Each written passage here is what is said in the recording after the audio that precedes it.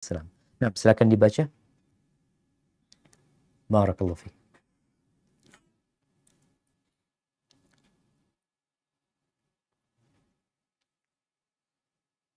Silakan Cak Saifuddin. أعوذ بالله من الشيطان الرجيم وقلنا يا آدم اسكن أنت وزوجك الجنة وكلا منها رغدا حيث شئتما ولا تقربا هذه الشجرة فتكونا من الظالمين فأزلهما الشيطان عنها فأخرجهما مما كان فيه وقلنا اهبطوا بعضكم لبعض عدو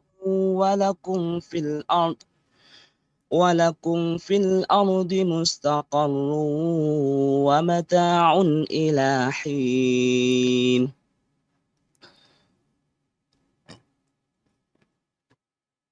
Artinya? Dan kami berfirman, wahai Adam, tinggallah engkau dan istrimu di dalam surga, dan makanlah dengan nikmat berbagai. Bismillahirrahmanirrahim. فأزلهما الشيطان عنها فأخرجهما مما كان فيه وقلنا اهبطوا بعضكم لبعض عدو ولكم في الأرض مستقر ومتاع إلى حين.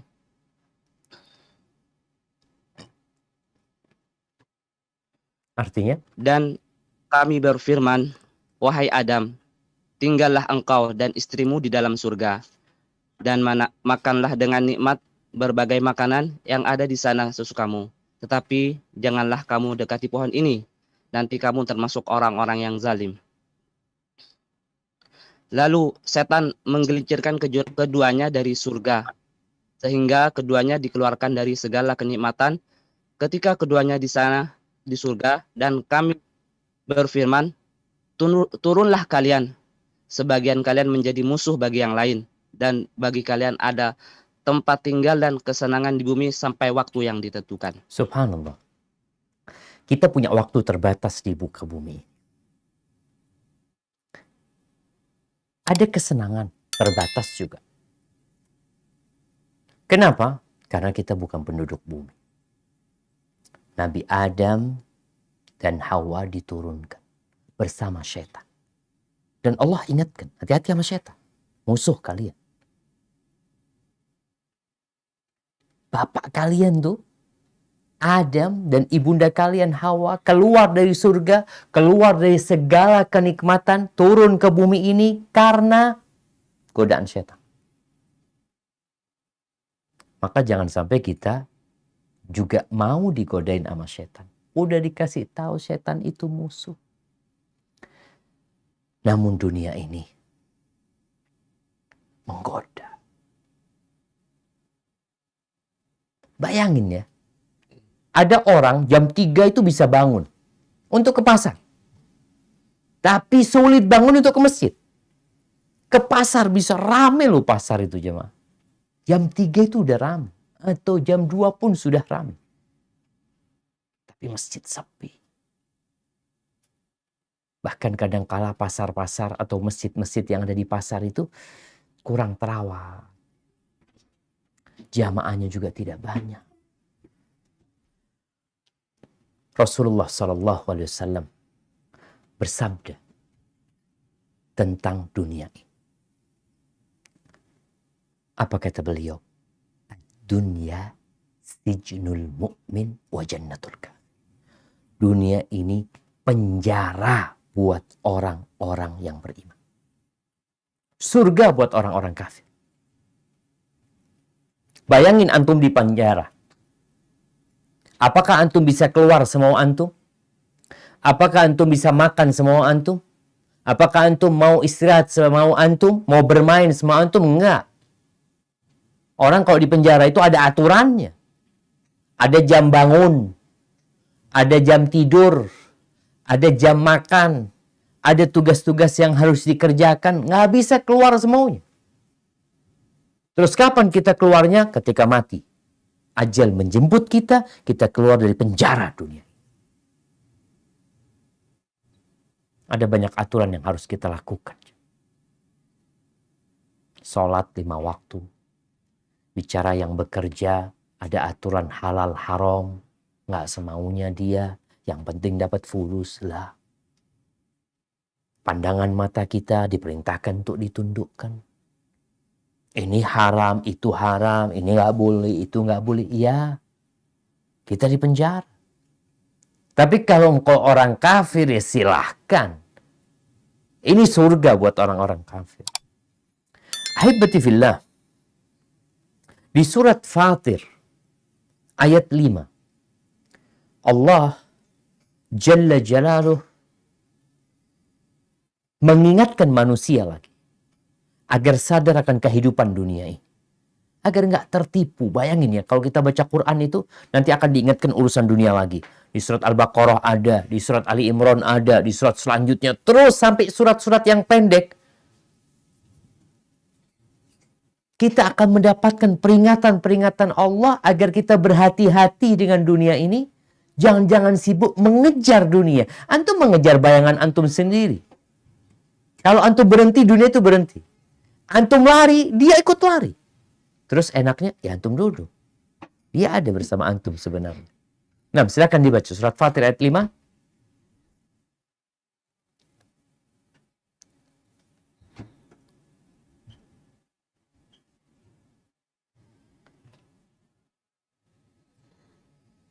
يا أيها الناس إن وعد الله حق فلا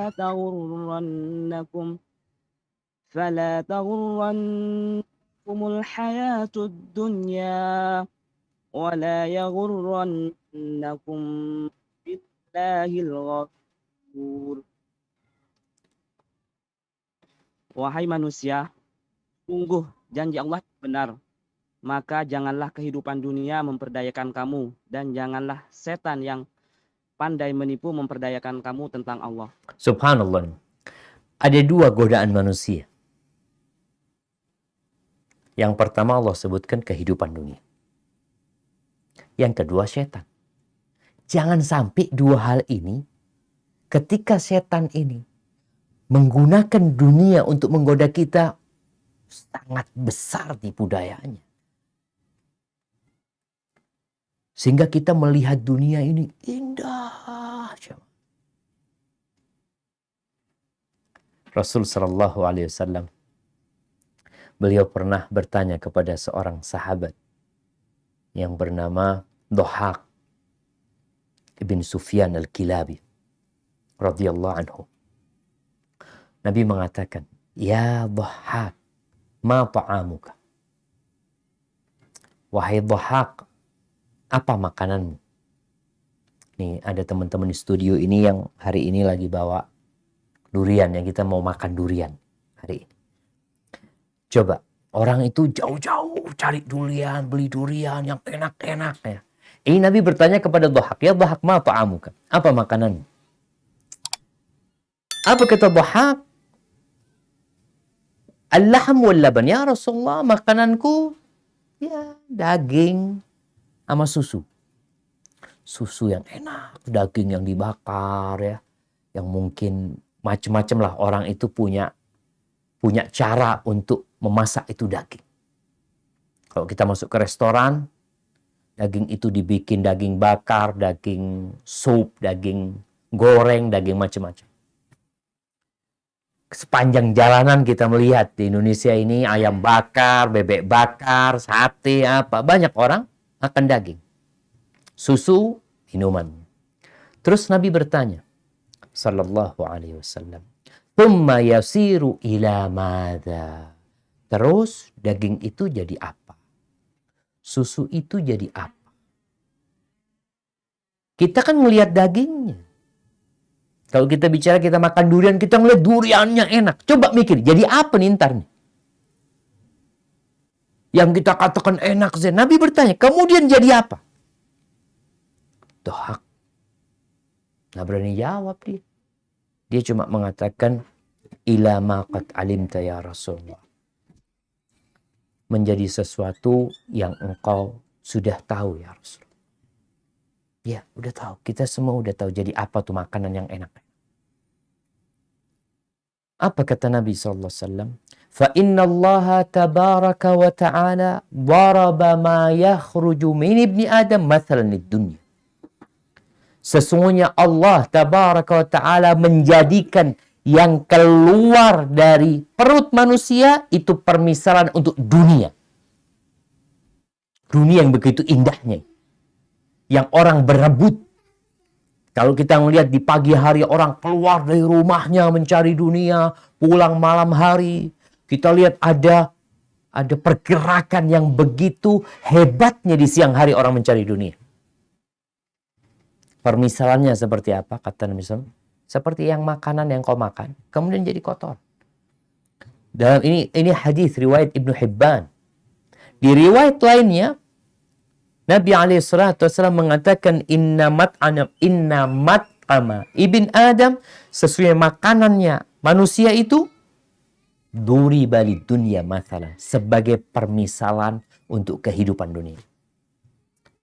Bima kharaja min ibni Adam, dari makan kemudian yang keluar. Wa in qazzahahu wa mallahu fandur ma yasiru ilahi. Coba kita lihat. Walaupun kata Nabi SAW, makanan itu dihiasin ya. Makanan itu dikasih. Kalau di restoran bintang 5 itu ya. Makannya di model macam-macam. Jadi cara nyuguhkannya ya, jangan ditanya lah. Orang itu kadangkala untuk kuliner jamaah.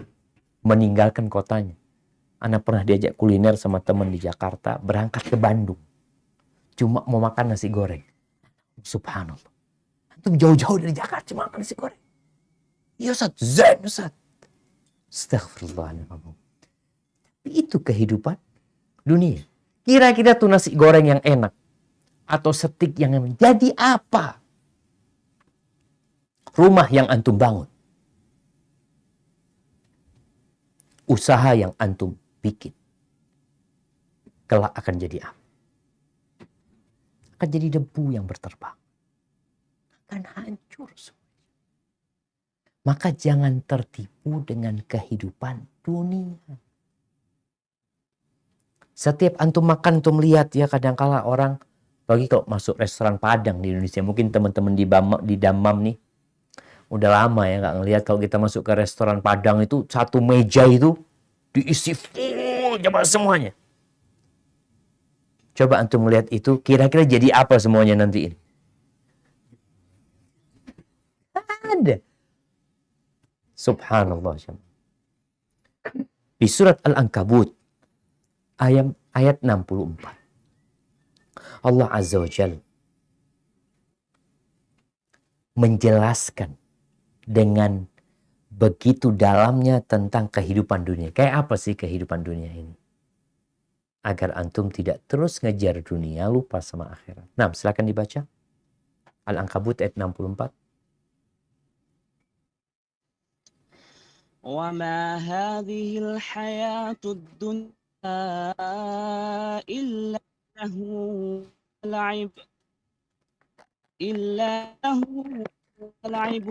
وَإِنَّ الدَّارَ الْآخِرَةَ هِيَ الْحَيَوَانُ لَوْ كَانُوا يَعْلَمُونَ.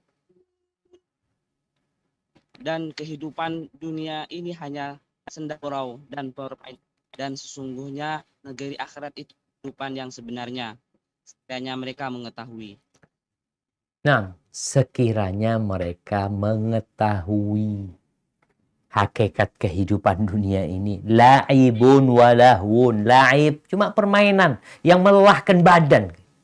Antum pagi berangkat kerja, sore capek, orang-orang berkeringat, yang melakukan perjalanan la'ib walahu. Kehidupan ini cuma ya melalaikan hati. Permainan buat badan, melalaikan hati kita kehidupan dunia. Kehidupan yang sebenarnya itu apa? Akhirat. Ya Allah jemaah. Bayangin ya, orang paling kaya di dunia ini hidup berapa tahun sih? 100 tahun. Anggap hidupnya 100 tahun. Di akhirat nanti, satu hari itu sama dengan 1000 tahun. Sama orang kaya, orang miskin. Jadi kalau kita bicara orang kaya raya yang hidup di dunia, kalau nanti di akhirat dia masuk surga, lebih dulu orang miskin masuk surga setengah hari. Berapa tahun? 500 tahun. Bayangkan, orang miskin sudah di surga, udah berpelukan sama bidadari-bidadari di sana, menikmatin makanan yang ada. Ini orang kaya nungguin di luar. Masih dihisap mereka. 500 tahun. Padahal nih orang kaya menikmatin dunianya berapa tahun? Dunia yang dengan segala penyakitnya, segala kesusahannya, cuma 70 tahun, cuma 100 tahun. Maka ingat, jangan akhirnya kita sibuk mencari dunia ini. Boleh cari dunia, tapi jangan lupa sama akhirat. Itu pesannya. Rasulullah SAW pernah mengatakan, mali walid dunia. Beliau pernah tidur, jemaah. Tidur di atas tikar. Tikar yang dari daunnya kurma ya. Maka sekali-kali antum ini yang biasa hidup nyaman, cobalah tidur di tikar. Ajak istrinya, ajak anaknya. Hari itu tidur di tikar. Malam ini kita tidur di tikar. Supaya mereka sadar. Dunia ini nggak ada artinya. Ini masih ada tikar. Nanti kita tidur di tanah. Nggak di kasur. Di tanah, ditaruh sama orang-orang di dalam tanah. Ditinggal. Kita masih tidur di atas tikar bareng-bareng sama keluarga. Rasulullah SAW tidur di tikar sampai membekas di badannya. Jadi, al-badadatu minal iman. Kita itu perlu sekali hidup sederhana. Bukan kita tidak mau menampakkan nikmat yang Allah berikan. Antum biasa naik mobil mewah, sekali-kali antum naik angkot. Duduk tuh sama orang-orang di angkot itu. Untuk menundukkan jiwa antum. Supaya tidak sombong. Supaya karat-karat cinta kepada dunia itu juga rontok. Rasul SAW tidur di atas tikar. Ketika para sahabat mengatakan, ya Rasulullah, ala nattakhid laka wita'an. Gimana kalau kita kasih kasur? Kasur. Bukan mau dikasih spring bed atau apa. Kasur biasa aja. Apa kata Nabi SAW? Mali walid dunya. Apa sih urusanku sama dunia ini? Innama mathali wa mathalud dunya karakibin istadalla tahta syajaratin thumma raha wa tarakaha. Permisalanku sama dunia ini hanya seperti seorang rakib, seorang musafir yang naik kendaraan, kemudian ada pohon, dia singgah di pohon itu sebentar, transit di pohon itu istirahat. Kemudian dia akan meninggalkan pohon itu selama. Seperti itu kehidupan kita di dunia. Maka Nabi dalam hadis lain mengatakan kepada Abdullah bin Umar, kun fid dunya ka'annaka gharibun aw 'abiru sabil. Hiduplah engkau di dunia seperti gharib, orang asing yang sedang tinggal di satu kota. Bukan kota dia, bukan kampung dia. Dia orang asing. Seperti WNA yang datang ke Indonesia. Aw 'abiru sabil, atau enggak. Yang lebih bagus engkau itu menjadi seperti pengembara. Ada orang asing yang sudah tinggal, tapi ada pengembara. Mungkin sekarang kita lihat ya, orang yang transit. Kita bisa melihat pemandangan yang aneh. Kalau kita berangkat haji. Kalau kita berangkat umroh. Ini orang-orang kaya-kaya yang berangkat umroh kadang-kala jamaah ya. Walaupun sebenarnya ada orang biasa-biasa. Tapi itu orang-orang kaya di bandara siap tidur di lantai kadang-kala. Kadang-kala tidur di kursi. Kalau dikatakan, Bapak kenapa nggak beli kasur? Beli kasur lah. Kan Bapak punya uang, kata dia. Ustaz, sebentar cuma Ustaz. Bentar lagi udah berangkat kita. Tuh orang kaya siap tidur di lantai. Kita sekarang nggak usah ngelihat jemaah umroh lah. Kita lihat orang-orang yang sedang traveling. Kadang kala transit 6 jam di bandara. Nunggu dia tidur di kursi. Dari besi kursinya nggak ada. Empuk-empuknya nggak ada. Tapi bisa tidur dia. Apa dikatakan dia pelit? Kenapa dia nggak beli kasur? Enggak, masalahnya anak nggak lama di sini. Dan antum di dunia ini nggak lama. Tadi Nabi SAW memberikan contoh. Kalian ini cuma sebentar. Maka jangan terlalu memikirkan yang di sini. Kalian akan melanjutkan perjalanan. Kalau mau beli kasur, ya di sana lah kasur kita. Kita kan di sana lama gitu loh. Di sini sebentar. Oleh karena itu Rasul SAW menyuruh kita berhati-hati dengan dunia ini. Karena benar-benar membuat orang lupa. Beliau setelah sholat subuh di Masjid Nabawi pernah menyampaikan kepada para sahabat.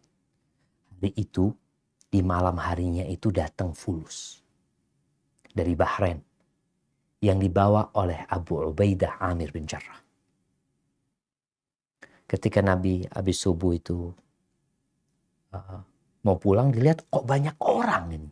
Biasanya kan mereka pada sholat di masjid masing-masing ya. Di kampung Madinah itu banyak masjid-masjid di setiap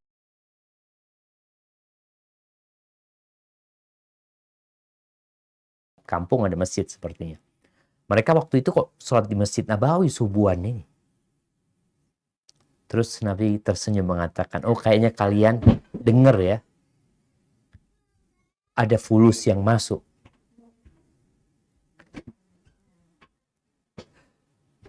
Subhanallah.